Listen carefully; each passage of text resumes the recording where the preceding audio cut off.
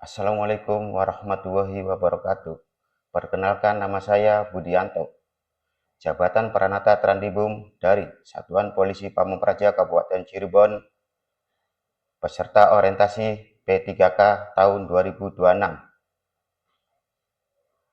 Angkatan 5. Dengan ini saya akan memaparkan rencana aksi perubahan yang berjudul Penegakan Peraturan Daerah oleh Satuan Polisi Pamung Praja dalam mengatasi bangunan liar di lingkungan Kabupaten Cirebon, yang melatar belakangi dampak tata ruang, mengganggu rencana tata ruang wilayah RT RW dan fungsi fasilitas umum atau ruang terbuka hijau, keselamatan publik, bangunan tanpa standar teknis, tanpa PBG atau IMB, berpotensi membahayakan keselamatan jiwa dan lingkungan, estetika dan ketertiban, mengganggu keindahan wajah Kabupaten Cirebon, dan memicu efek domino pelanggaran serupa.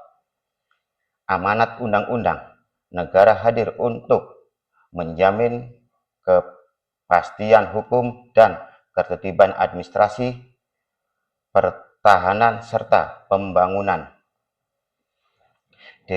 Definisi dan kriteria pembangunan liar. Definisi dan kriteria bangunan liar. Apa yang dimaksud dengan bangunan liar? Bangunan yang dibangun tanpa memenuhi ketentuan peraturan perundang-undangan, meliputi 1.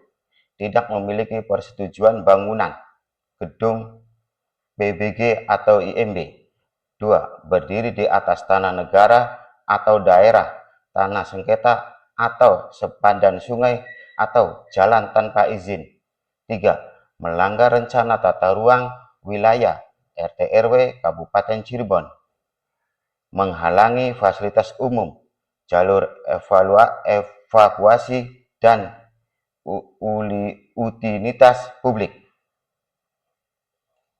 Landasan hukum: Perda Kabupaten Cirebon nomor 4 tahun 2024 tentang pemeliharaan atas Perda nomor tahun 2015 tentang ketertiban umum. Poin kunci: memberikan kewenangan mutlak kepada Pemda melalui Satuan Polisi Pamung Praja untuk menindak setiap perbuatan yang melanggar ketertiban umum. Larangan keras mendirikan bangunan yang mengganggu fasilitas umum, keindahan dan keselamatan lalu lintas. Dasar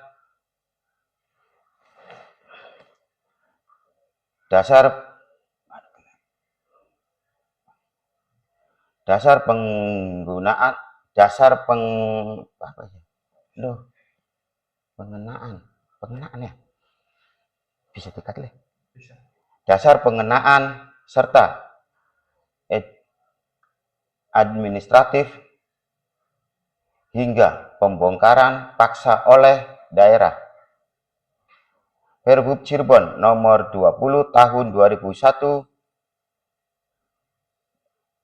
kedudukan, susunan organisasi, tugas dan fungsi, serta tata kerja perangkat daerah, menugaskan posisi Satuan Polisi Pamung Praja sebagai perangkat daerah yang berwenang di bidang ketertiban umum.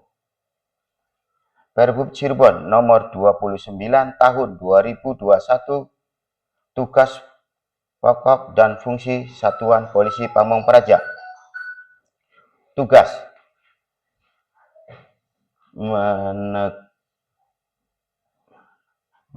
menegakkan perda dan perkada, menyelenggarakan ketertiban umum dan melindungi masyarakat.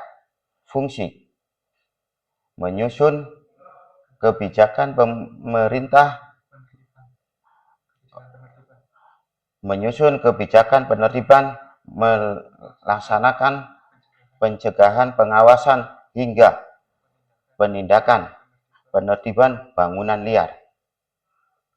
Peranan utama Satuan Polisi Pamung Praja dalam penertiban: 3 pilar peran Satpol PP Kabupaten Cirebon: preventif, pencegahan, sosialisasi aturan tata ruang dan PBG, patroli rutin dan deteksi dini pembangunan baru yang merugikan, persuasif, pendekatan, memberikan pemahaman dan himbauan kepada pelanggar, mediasi dengan melibatkan tokoh masyarakat dan pemerintah desa atau kelurahan, represif, penindakan,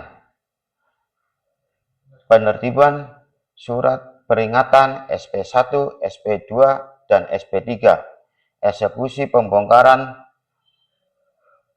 paksa bagi yang mengabaikan hukum, standar operasi prosedur SOP penertiban, mekanisme penertiban yang terukur dan sah, identifikasi dan verifikasi, cek lapangan, koordinasi dengan Dinas PUPR atau PTSP terkait status lahan dan PBG, pemberitahuan dan himbauan, tegur lisan dan tertulis, penertiban surat peringatan 1, surat peringatan 2, dan surat peringatan 3, batas waktu pembongkaran mandiri, koordinasi lintas sektor, melibatkan kecamatan, polsek, koramil, dan tokoh masyarakat, eksekusi penertiban, pembongkaran oleh tim gabungan jika surat peringatan diabaikan dengan dokumentasi lengkap.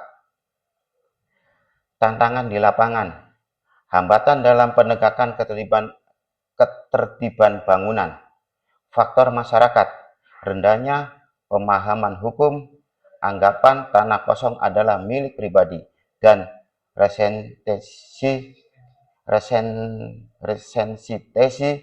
emosional. Faktor sosial politik, adanya intervensi atau tekanan dari pihak tertentu atau oknum. Keterbatasan sumber daya, rasio jumlah personil Satuan Polisi Pamong Praja yang tidak sebanding dengan luas wilayah Kabupaten Cirebon, sengketa lahan,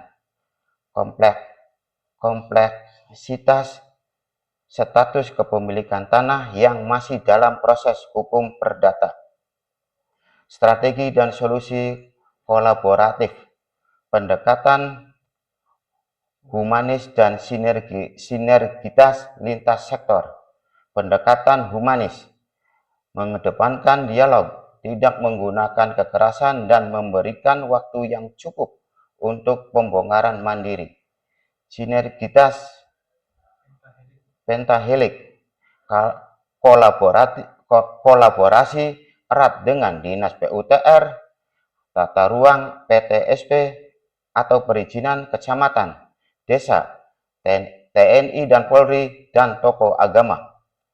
Edukasi keberlanjutan, memanfaatkan media sosial dan grup WhatsApp desa untuk menyebarkan informasi zona merah tata ruang, fasilitas relokasi, berkoordinasi dengan Dinas Perumahan dan kawasan pemukiman jika terdapat warga terdampak yang membutuhkan tempat tinggal yang layak atau sesuai kebijakan Pemda.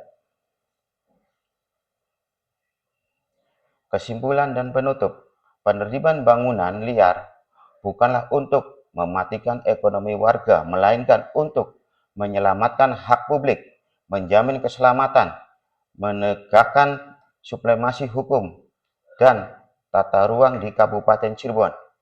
Satpol PP Kabupaten Cirebon berkomitmen menjalankan amanat Perda Nomor 4 Tahun 2024 tentang dan Perbub Nomor 29 Tahun 2001 dengan penuh integritas, mewujudkan Kabupaten Cirebon yang tertib dan sejahtera. Wassalamualaikum warahmatullahi wabarakatuh.